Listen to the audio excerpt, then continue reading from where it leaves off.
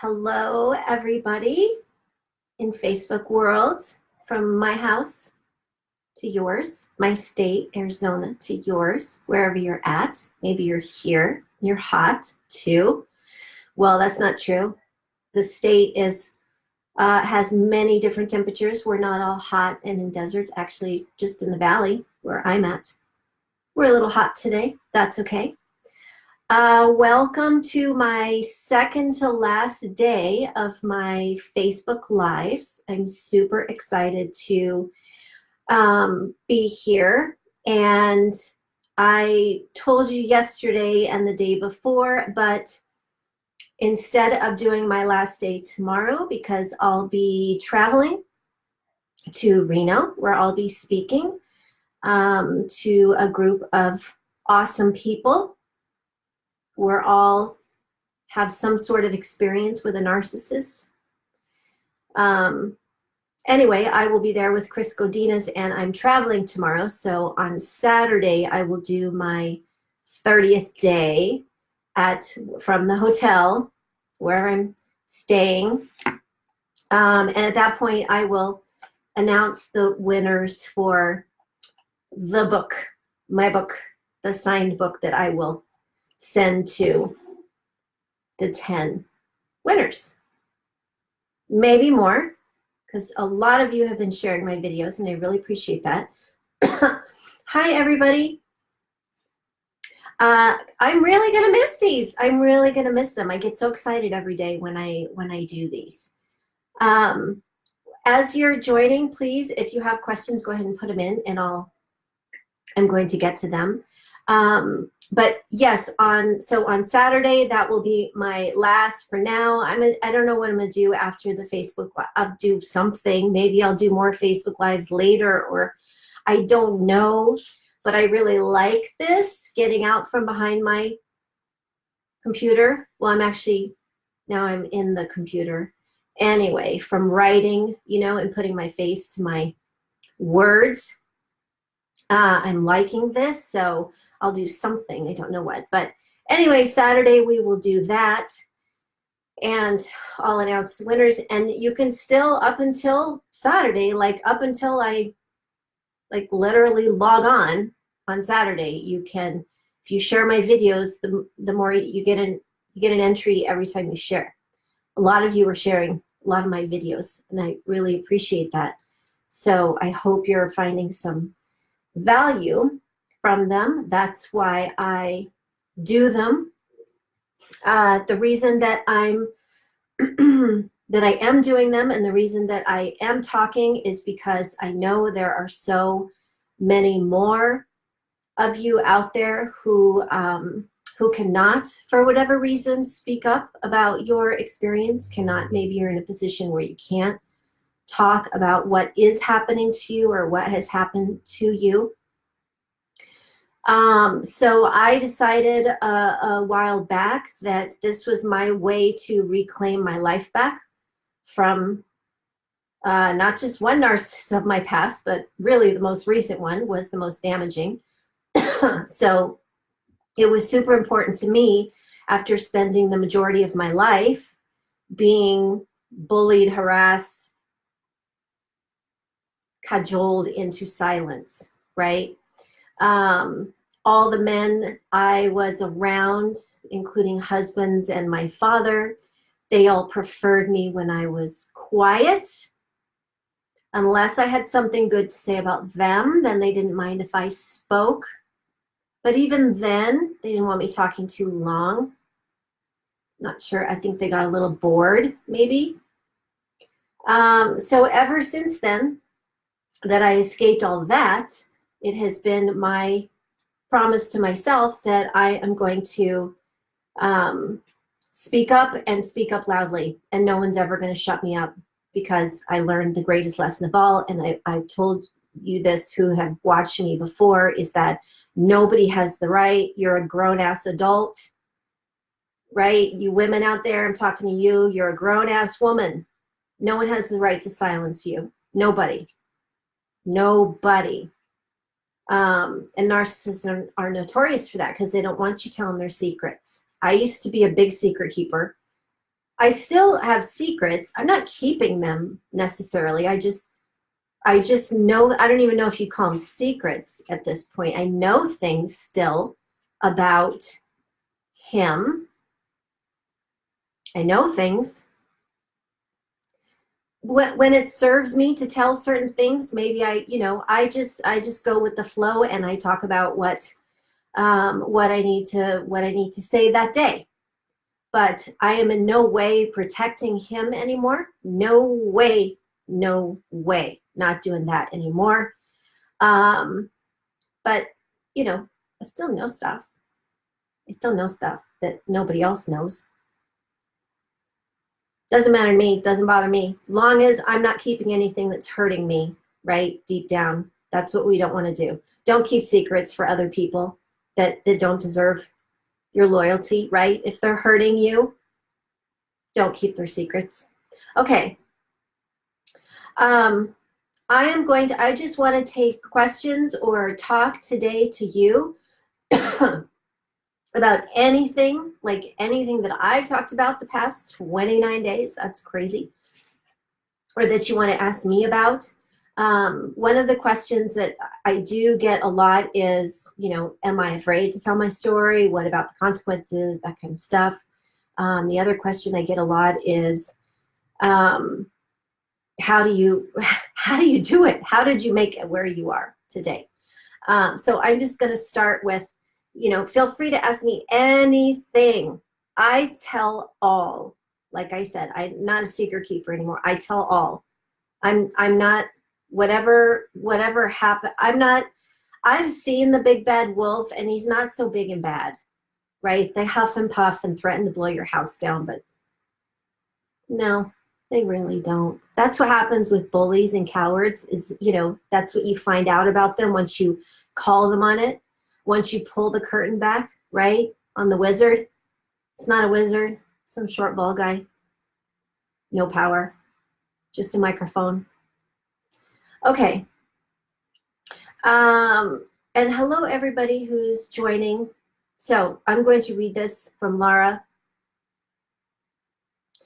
I struggle to explain to friends when I understand about narcissistic abuse. It's so complex, it's very hard to break it down for them in a way that conveys it sufficiently. So true. Could you recommend links, or would you consider doing a video yourself? My particular experience was with abuse from parents, covert narcissists. Okay, so I'm going to address a couple things about this. It is super hard unless you are an expert, like the psychologist who actually diagnosed my ex-husband as a narcissist. Or, for example, Chris Godinez, who I travel around the country with, and a lot of you know, she's got her YouTube channel and she's famous all over the world. I mean, you want to talk about an expert, she's an expert.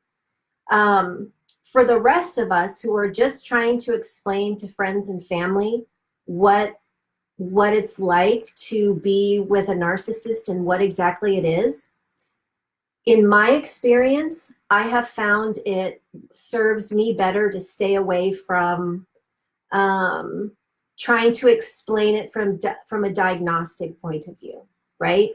First of all, I'm not a psychologist.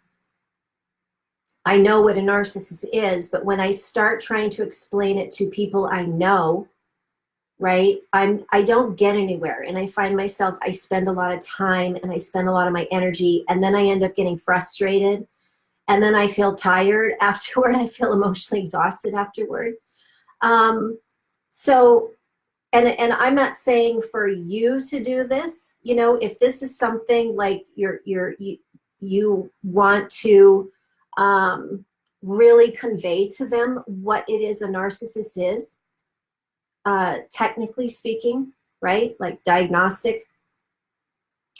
I would just send whoever, again, if you have to judge if this is something you want to do and give this kind of information, but I would literally just be the passing of information where you do, get that from a Google search or something, which, I mean, everybody's putting in narcissist these days. Like, what is narcissism? What is narcissistic abuse? What does a narcissist look like? How do you heal after a narcissist? Like, these are all huge Google searches. So you're going to have, whoever you're going to give this to is going to have reading for days. So if you want to go to that length, that's what I would recommend, instead of using your own time and energy to try to explain it, because I feel like that is really draining to do that, because you go into a position of you're somewhat defending yourself and defending your experience. I hope that makes sense, Laura, if you could tell me. And so that's why, as far as, in my case, that's why, like in these Facebook Lives that I've been doing, is that I share my experience as somebody who's been there. And also, again, I can't stress this enough, as far as, yes, there are experts, but that doesn't mean that you cannot be an expert on your experience. So I am an expert on my experience, right? I am an expert. There's nobody who can, and I have gone to so-called experts who didn't know the first thing about narcissism and how narcissists can manipulate therapists and stuff like that, right? I've been to therapists, I've been in their offices who don't know.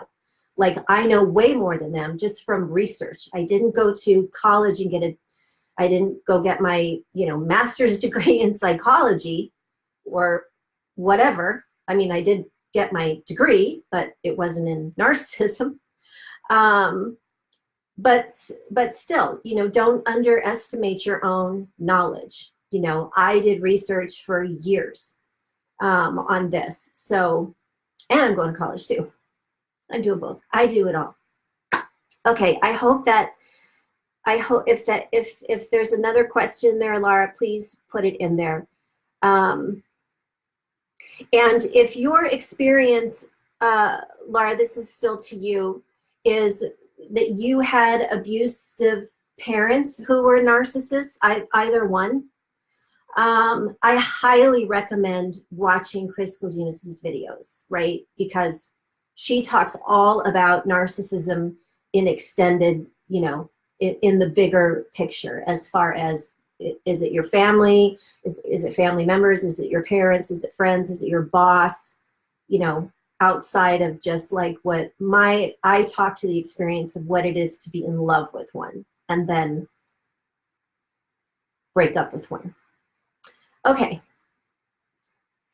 Okay, Barb, you are asking, how do you deal with the betrayal of family who befriend the narc? Oh, this is a tough one. This is a tough one, Barb. I know you're asking because that's what you're dealing with, and my heart goes out to you. This is a tough one. I spoke about this on, I don't remember which day it was, as far as who you have to let go.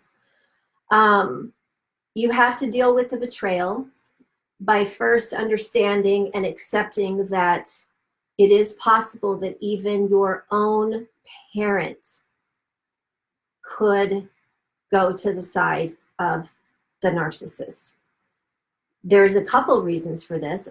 My experience is that's what happened with my father, who I no longer have a relationship with. I don't, in my world, in my mind, he is no longer my father. So the first thing you have to, so anyway, there's two reasons for this. First is that the narcissist has already been creating a smear campaign against you long before you left him or her. Change pronouns if you want, right? So this smear campaign has been going on for so long, and he's written this entire book about you to other people, including maybe family, friends, whoever it is. And so then when you break up and, hopefully go separate ways, although narcissists tend to still go your way and stalk you. But anyway, that was another show. That was another video. So you have to understand that because this smear campaign has been in progress for a long time, it's not like when you broke up, then he started talking shit about you and lying about you. No, that started way, way, way before. Now combine that with a family member like my father, who has no loyalty, who has no integrity, who is a shitty parent to begin with, who is possibly abusive himself, or her, you know, mother, father, whatever it is. Then you got a combo there that, although it hurts, you're better off without them. How did I deal with this betrayal? It was awful. It was horrible, and it was very painful. But what I did was that I went through it, and I accepted my father for who he was. I probably gave him far more chances to change than I should have, because he kept showing me, you know, for example, after I left and then through the divorce process, he kept showing me that he was not going to be there for me. In fact, just the opposite. He was going to go behind my back and befriend my ex, right? So two narcissists. Is that a joke? Two narcissists walk into a bar and betray the ones that loved him most in this world? I don't think so. So that's what you have to do is, I'm going to get to these next comments. You have to go through it. You have to see it for what it is. You have to accept it. It's a death that you're going to have to process and mourn and grieve. And then you come to a point like what I did, is that then you let them go. You move them out of your space. Doesn't have to be a confrontation. Doesn't have to be anything but, I'm done. I'm done. You've shown me who you are. That's what happened with my father. You've shown me time and time and time and time again who you are, that you do not love me, even though I am your own daughter. So we're done. We're done. And then you move them out of your space, right? It's a process, but you have to go through it, and you have to feel it, and you have to cry about it and be angry about it, and you know, and you want that open wound to turn into a scar, and then that scar is like my scar, that has my father's name on it. You know, I think that's always going to be tender, because it was my father. Even though he was always a shitty father, like he was never a good father my entire life. But that doesn't matter, because children want our parents to love us, no matter what, right? That's why it's always going to be tender, is because that will always remind me that I didn't have a father that I deserved in life. It's as easy as that. I just didn't win the lotto on good fathers. Okay. I am just reading. Yes, so Laura, back to you. You're saying that you think you would end up sending them reading for days. Yes, struggle with conveying your own experience. Yes. Like I said, in my experience, trying to explain the logistics about what a narcissist is and what they do is really draining to try to explain to people. There was even a point that I came to in my research eventually, where there were I had enough information about, I had learned all the terms and understood, you know, gaslighting, love bombing, hoovering, all that stuff, how narcissists work, how narcissists are created, all of that stuff. I did all that research, and then I even got to a place where I was like, enough. I don't want to examine anymore. I don't want to look at them like I'm a scientist and figure them out. I'm at a place where I'm like, that's a narcissist. I know exactly what they are, what they do. I don't want to spend any time trying to figure them out, or, you know, I'm done there. So just watch yourself, take care of yourself. I know how tempting it is to want family members, especially, or your close friends, to come to your side and be 100% on your side. If you come to a place, and I know it's hard to admit this to ourselves, especially I had to do it with close friends and my father, right? It's hard to admit this to ourselves, but if you are if you are constantly trying to pull them in, if you're constantly trying to convince them, and you also feel a little bit like you're on the defense, like they kind of believe you, but then you gotta give that up. You have to just back off and take care of yourself. And the ones who truly love you and are 100% on your side, they will come to you. I know that it's icky. I know it sucks. But that is my best advice when it comes to that, is don't knock yourself out trying to convince somebody else of what has happened to you, right? Okay. Yeah, so somebody's sister is, yes, so Barb is saying too, nobody understands what it is to be with a narcissist unless you've been through it. Oh my gosh, that's so true. And that's why we feel so alone, especially when we first, maybe at the end of the relationship, and then also when we first come out, you know. And this goes back to what I said at the beginning of why I even do these things, why I publish, why I do all my writing is about this, because I realize that, you know, more people than not are suffering in silence because of that fear that nobody's going to believe them, that nobody's going to, and this is a very real fear, because when we do start telling our story, we see consequences come back at us, right? We're not believed. There's victim blaming going on. We got the fence sitters in our life that are like wavering in their support for us. And then you know, you have this space where it's like, it's not fully supportive for you to tell your story. Totally understandable. Okay, so I want some more questions. I want some juicy questions. I told you I will answer anything. Okay, when it comes to the healing and recovering, right? That's why I do what I do. That's why I write what I write. That's why I keep speaking up and I'm not shutting up. So if there's any flying monkeys in our midst, not in the mist.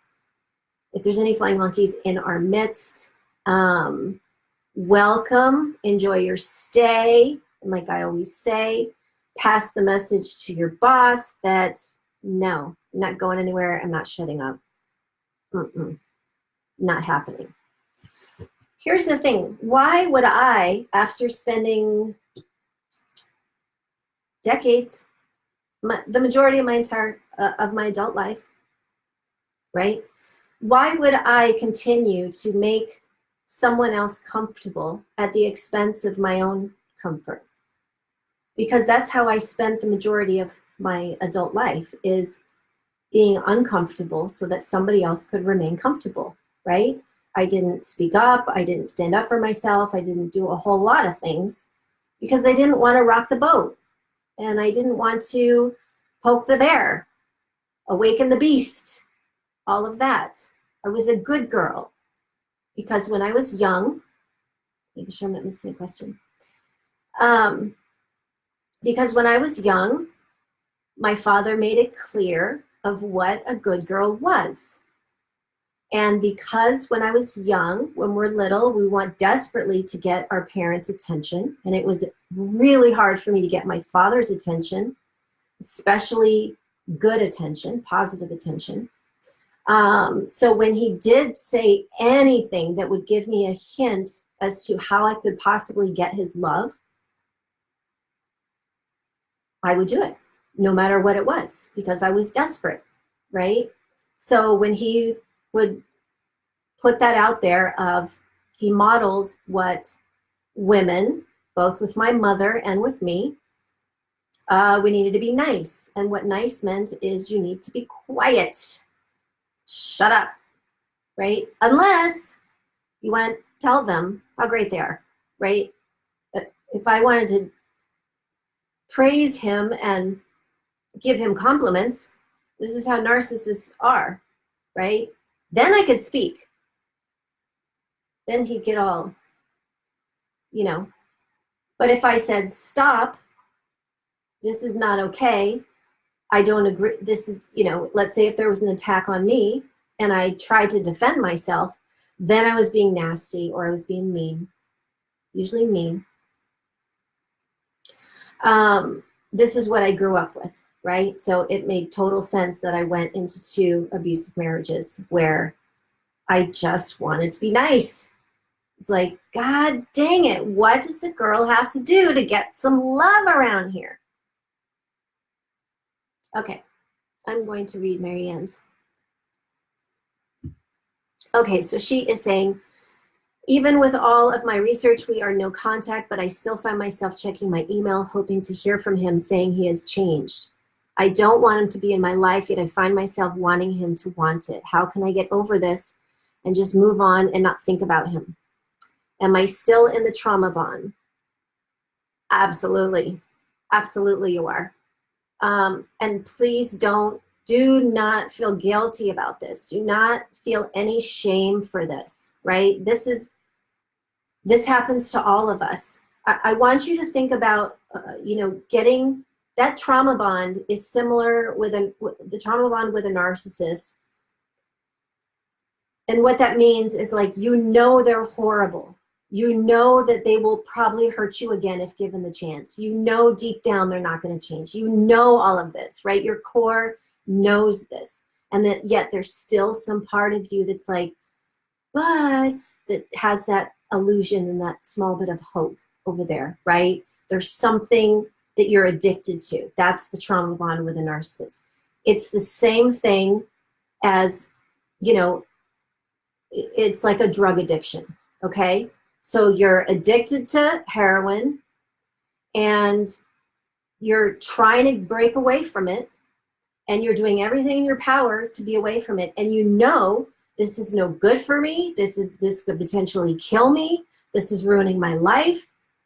All of those terrible things, you know, no. And you still have this craving, right? You still have this addiction, this need. That is the trauma bond. How do you release it? There is a little bit that, and again, this is just the place that you're in, so no guilt or shame here. So something to think about as far as how to release yourself from this is that it's in your words when you're saying that there's still a part of you that you hope to hear from him saying he's changed. So there's still a part of you that is believing in the illusion of who he is, right? It's understandable. There's nothing wrong with this. It's just the place that you're in. But there is still illusion that's living within you, right? So one way that you have to continue to break that trauma bond is to face all those illusions that you have. First, you have to see him for who he really is. You have to ask yourself those hard questions that I always talk about, that are in my book, like a long list of questions of, was that love or was that abuse disguised as love? Accepting who he is, that's really painful. That's really painful because you also, in that, you have to accept that this was an illusion. Your relationship is an illusion. I'm not talking like a dream or anything, but it was an illusion because your love for him was based on a lie, was based on who he presented himself to be and who he really wasn't. So you still have, there's still a part of you, whatever part that is, that's in the trauma bond, right? It's coming from that addiction, which makes total sense. We've all been there. I was there for a long ass time.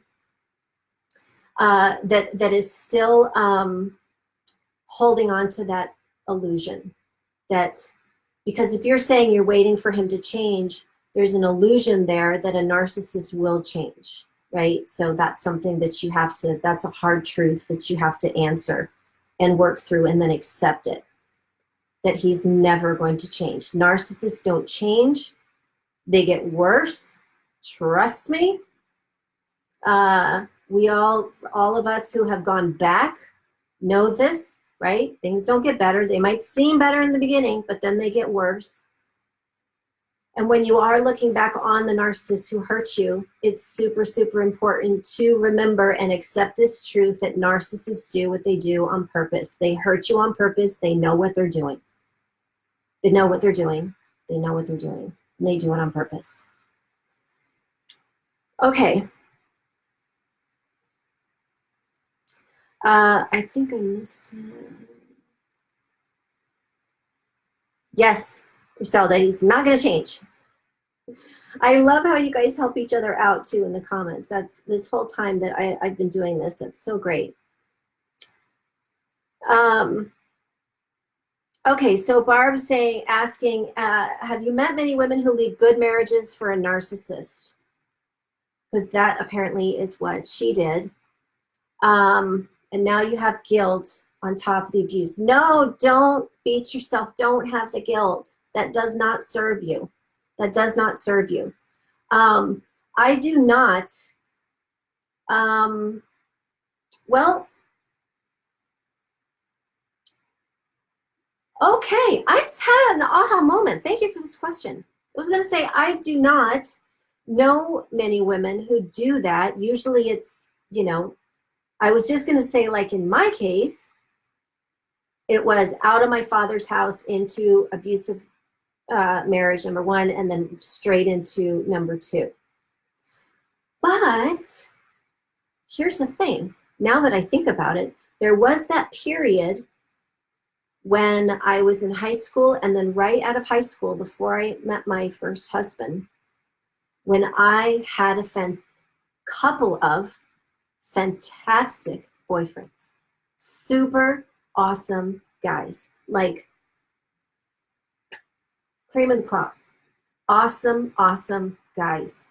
It's like when I was 19, 20, 21, before I met my first husband. Guess what I did with these super awesome guys? I either sabotaged the relationship or I broke up with them. In fact, my college boyfriend, oh, I have thought of him so often over the years, just hoping that he just met some fantastic woman and has some fantastic family, and because he so deserved it. He was just the best guy ever. Like he was so wonderful in all the ways.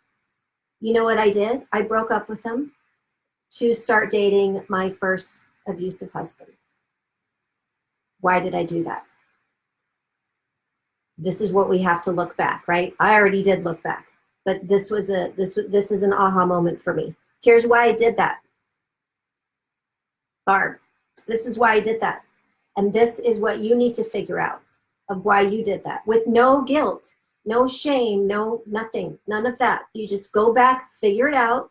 That way you can, you know, go back, name the problem so you can fix the problem today, and then you can move on because life is waiting for you. And we don't want you spending another day with a narcissist. You deserve better. But this is what I figured out when I went back, is that because of the conditioning that I came out of my father's house with, because he was emotionally abusive and verbally abusive sometimes, and because I had zero, like next to no self-esteem or self-worth, there was something within me that questioned whether I deserved my college boyfriend. His name is Dan. He's from New York. He was so great. Oh my God, he was so great. He was so great. I'm not crying. I have something in my eye. No, he was super great. But that's what I had to figure out. Why did I do that? I know why I did that now. Thank you for asking that question, because I had forgot about, you know, that little, or it wasn't a dip, it was actually, you know, that enjoyable time when I was, you know, with a great guy who treated me with respect and kindness and compassion and all of that. He was just wonderful. You know, I didn't think I was worthy of it. Something deep down. I'm not saying this is the same in your case, but it's something you need to look back, go back even before the good marriage and leaving the healthy guy, and figure out why you did that. Forgive yourself. Then you got to forgive yourself for doing that, right? And then you can do something about it. I'm reading.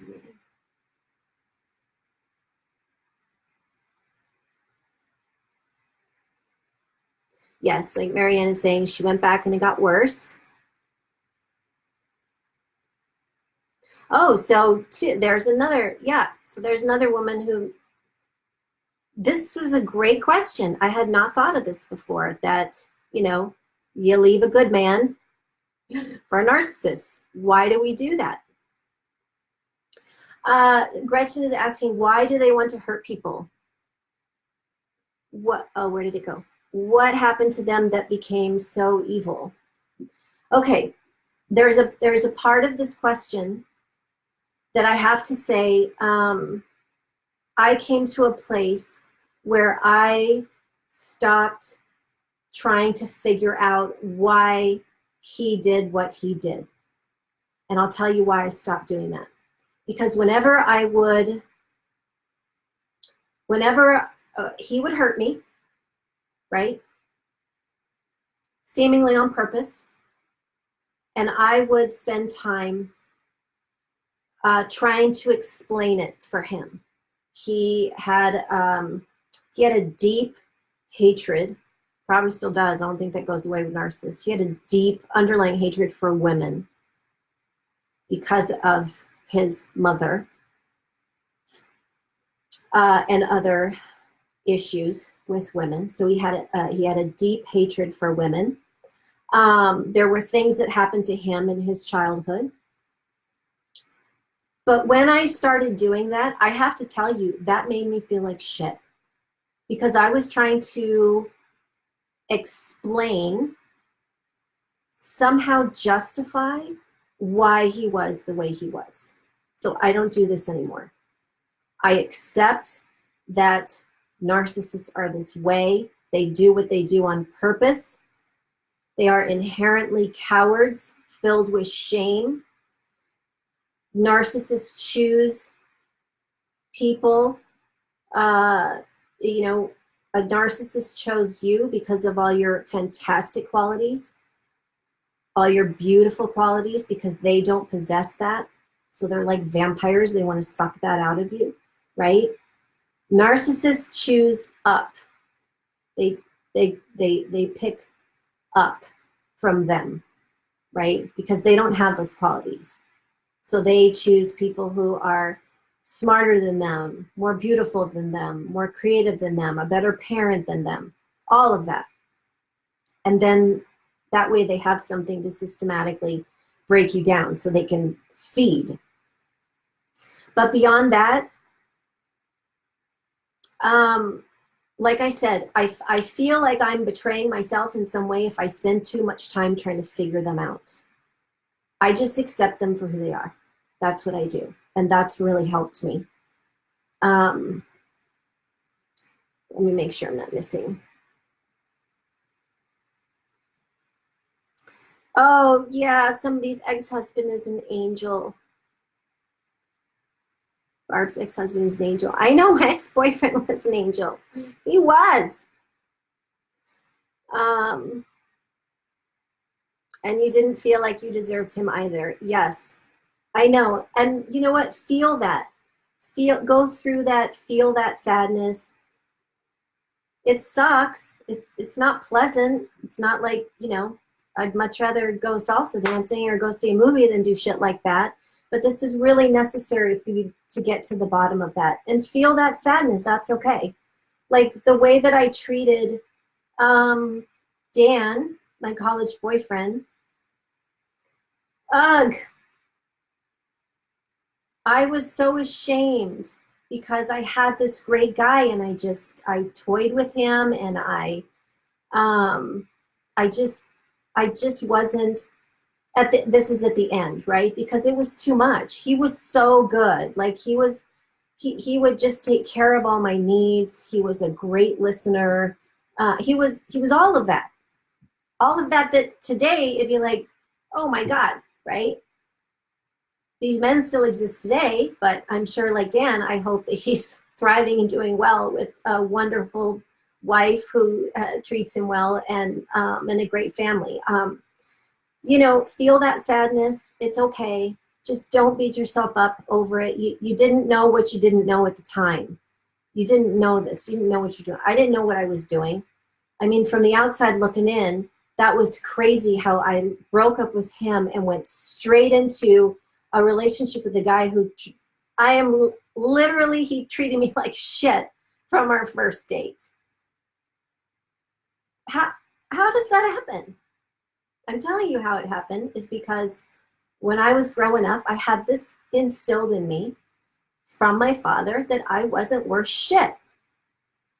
I was used to a man, my father, treating me horrible. So I wasn't comfortable being treated well as I deserved. This is something, look at this, figure this out. You can do this.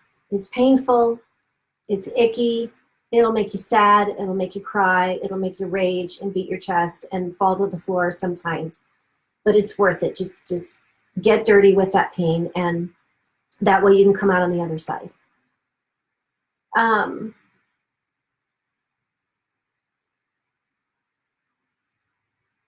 I'm just reading the comments. Okay, so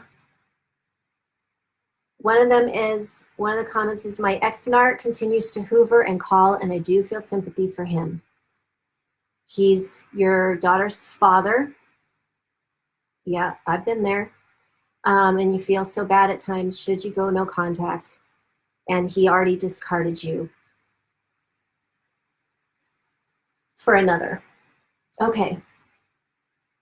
This is what we all go through. So I am going to tell you what you need to do, but at the same time, understand that this is a process. So don't beat yourself up if it's, you know, if you're still in that middle place of, should I, you know, it's okay. This is hard to go through, but the bottom line is that, and this is what I was talking about with the other question earlier, as far as the illusion. There's still some illusion that you're harboring about your ex, that you're not seeing him 100% for who he is and what he's done. Because if you do that, then it will be easier, still difficult, but much easier to go straight no contact. Since you have an adult, since your daughter is an adult and you don't have anything to worry about court-wise, custody-wise, or anything else, my advice, and from my experience is, you know, and all the women that I've worked with over the years, and, you know, and heard their stories over the years, is that there's no other way to completely break the bond and move to a place. We want you to move to a place of full emotional freedom and detachment from him. You cannot do that if you have contact. So I would say you absolutely have to go no contact, none. Especially, this is natural that he's hoovering you, right? And I want you to understand that the sympathy for you the sympathy for him that you feel, again, it's based on an illusion. You know, he's hoovering you. He's trying to get you back into his fold. What do you think he's going to do with you once you give in? What is the answer to that question? You deep down, you know the answer. You know it's not going to be any better. In fact, you know that you're just setting yourself up to be heartbroken again and to be hurt again. So part of this, the healing process is helped along if you go no contact, because you don't have that. Again, it's like, you know, when a narcissist is hoovering you, okay, you got that, let's say you're an alcoholic, you're not going to go sit for hours in a bar, right? You're not going to do that. So this is what you need to do to cut yourself from this trauma bond, from this addiction, is you need to, and since you can do that because you don't have young children, you just need to go no contact. Especially, and you know, I know that is easier said than done, obviously. So one of the things that you absolutely have to do, because just your words when you say, he discarded me horribly, okay? There's, you need to see him for exactly who he is. You need to remind yourself, and you need to ask yourself some hard questions, and then you need to answer those questions about who he really is. Again, narcissists do what they do on purpose. They hurt you on purpose. They know you're hurting. They know that they're hurting you, and they don't change. That's why they get worse.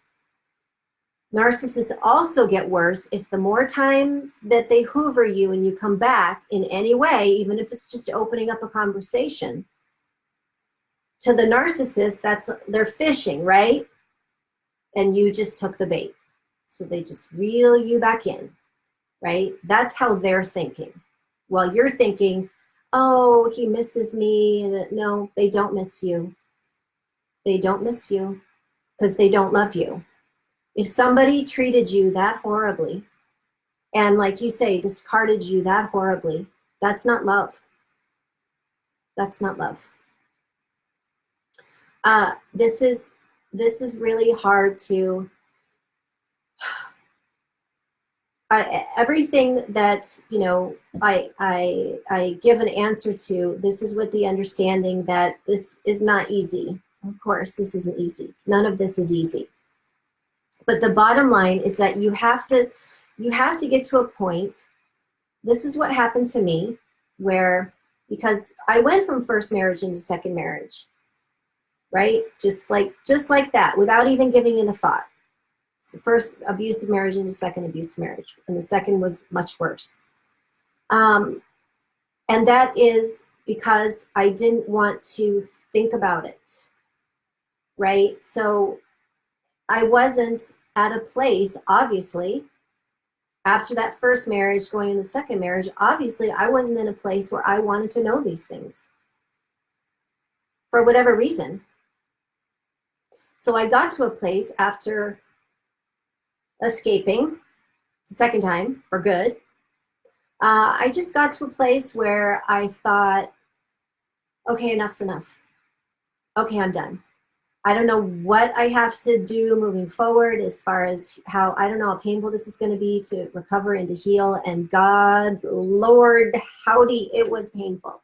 It was so painful. I'd rather be in labor for like 50,000 hours than go through that pain again. But there was something that just clicked in me, that I just needed to be done.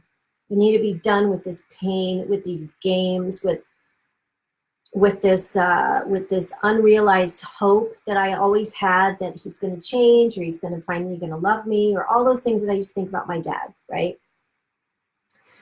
So it has to come down to that bottom line, that you make a decision of, okay, you're going to see him for who he is, for who he really is, and you're going to accept him for who he really is. And you're also going to process and accept and grieve that he did not love you, because love does not exist within abuse. It doesn't. Somebody who is abusing you, who is taking your power away from you to control you, does not love you. That is not love. I thought it was for a long time. That's not love. So seeing these, seeing what illusions you have, accepting them, and deciding you're done. You're done. You're not going to do this anymore. You're not going to play this game. You're not going to take the bait.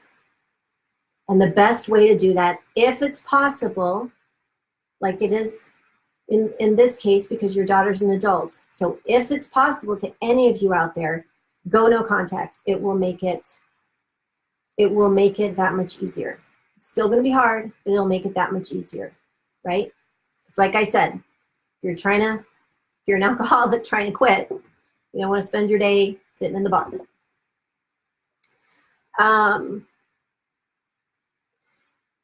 Okay, so Gretchen says, my ex threatens me with court every time he doesn't get his way. He sends me awful text messages, and I'm wondering if I could take legal action. You're tired of his controlling behavior. Absolutely. Absolutely. Well, here is what you need to do. First, you need to block him. There's no reason to be talking to him on your phone. You don't say if you have young kids or not, but here's what I did. I never talked to him over the phone. If we had to talk solely because of our kids, it was through email so I could document it. I never talked on the phone with him. I don't still to this day.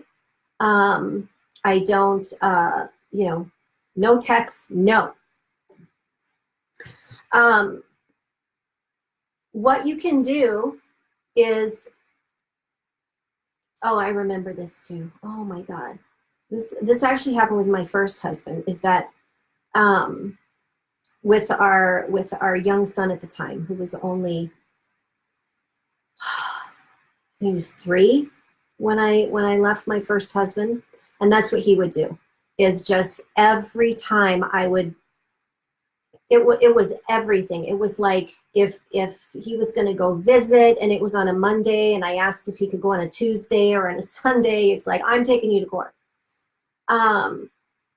Here's what my advice is to do in that situation when it comes to court issues, okay? Narcissists thrive on threats and bullying. So what's the best way to face a bully? Call him on it. Call him on his bluff. Either ignore it, right? Well, first of all, block him from your phone. You can do that. You can do that.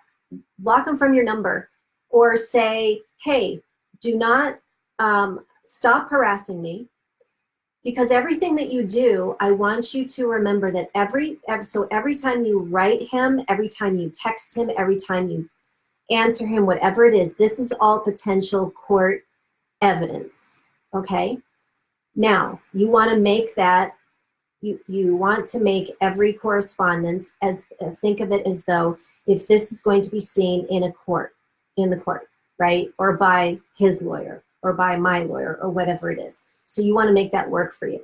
So first establish, okay, no, I'm not talking to you over the phone anymore. Email me if you have a problem, and I only want to talk about the kids. I will not talk to you about anything else but the kids. And don't text me or call me. If he doesn't listen, then take a stand for yourself and say, you need to stop harassing me. I've asked you to please email, right? Again, think of it like the court is watching you, like all of this correspondence is going to one day be in the court, okay? Think of it like that. This will help you so much if that day comes that your actual correspondence is seen in front of a judge, right? Which it probably won't, but prepare anyway. So that's why you want to establish those rules with him. So make a statement to him first. You need to stop harassing me. Then you say it again. Please stop harassing me. I've asked you just to email me and talk about the kids. You want to be seen as the healthy parent and put him in the light of who he really is, as the harasser and the abuser. So that's what I would do on that. Again, you can't, so Gretchen, you can't go no contact. I couldn't go no contact either. Unfortunately, that would be so wonderful. Since you can't, you want to limit it as much as possible. Just limit as much as possible and limit it to email so that you have record. There's no reason you need to talk to him outside of an email. And there's nothing else you need to talk to him about besides the kids, what time you come and get them, what day are you dropping them off. That's it. That's all you need to talk about. If he's going to continue to threaten you, like I'm going to take you to court, you can do both of these things or one or the other of these things. You can just ignore it and be like, okay, I'm waiting. Or you can continue to tell him, can you please stop threatening me and stop harassing me, right? And make it known. Yes, Carl, I always say, you join late. Please tell Carl that I always say change pronouns if you want. Absolutely. Okay. I would, as far as the communication, I would say that email is the best way, besides a cell phone. I would not communicate through a cell phone. There, I said it. Email is just so much easier to, when you got to forward one to your lawyer or to the police or whatever it is. It's just so much easier to do that over email. You got the time, you know, it's just so much easier. Plus, I think it helps, considering we, you know, we're always constantly checking our phones for text messages. We're not as much checking our email all the time. It's not like, you know, so I think it gives us just a mental break to do that, to just communicate through email, you know, so you don't have to see his name pop up on his phone constantly. That's okay, Carl. Okay. All right. Well, I went long today. That's okay. I loved all these questions, and I love these questions because these are like the one from Barb that I hadn't even thought of before, and it says, you know, about this, reminded me of my boyfriend Dan, so I really appreciated that. Gretchen, I'm going to say this last thing to you because she's saying that he refuses to email because it's stupid. Well, you tell him that's the only way you're going to communicate. End of story. Period. Because he's harassing you. That's what you tell him. Say, no, I'm tired of you harassing me on the phone. You're going to email me. If you want to talk to me, email me. You can't do anything about that. You take control. You take your power back from him because he's still telling you what to do. You take the power back and say, no. You're still in a place, I can tell, because these are questions that I used to ask when I was in this place. You're still in the place where you are doubting what a fantastic mother you are. Because he's probably been telling you what a shitty parent you are. So you need to remember that what you're doing for your kids and how you're fighting for your kids and how you're trying to protect your kids and help your kids, you have to remember that you know what you're doing. You're a great mother. You need to stand up and empower yourself and take back that control from him, right? He's just a little punk trying to boss you around. You stand up to him and tell him, no. Because you're stupid. No, don't say that. You think it. You think funny, sarcastic answers to say back, and then you don't send them.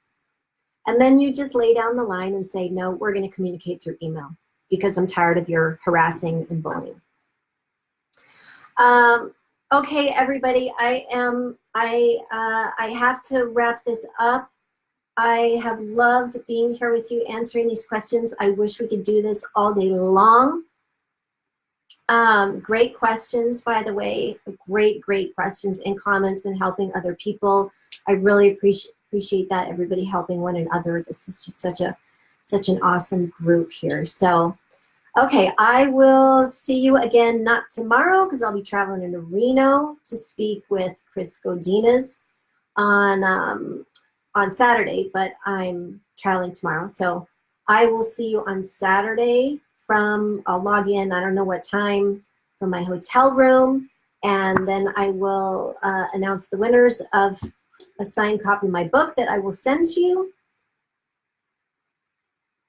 I have loved being here with you, and I am excited for one more day of my 30-day lives to wrap this up.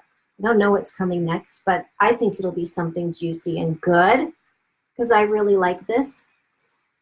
And I'm just going to leave you with, as I copy and paste and can't talk at the same time. Where'd it go? Okay, there it is. I am going to just leave you with my calendar for those of you who, let's say, if you had more questions or you want to tell me about what you're going through and where you need some help, let's just hop on a call together. There's no charge or anything. Let's just hop on a call together and we can talk more. I'm here for you. Remember, we're all on the same journey. I just happen to be farther along it, so I have my PhD in hindsight, and I know what it takes to fully leave the darkness behind and claim your space in the light. Okay, love to all of you. Thank you so much for these fantastic questions, and I will see you on Saturday from the Reno hotel room. Okay, ciao.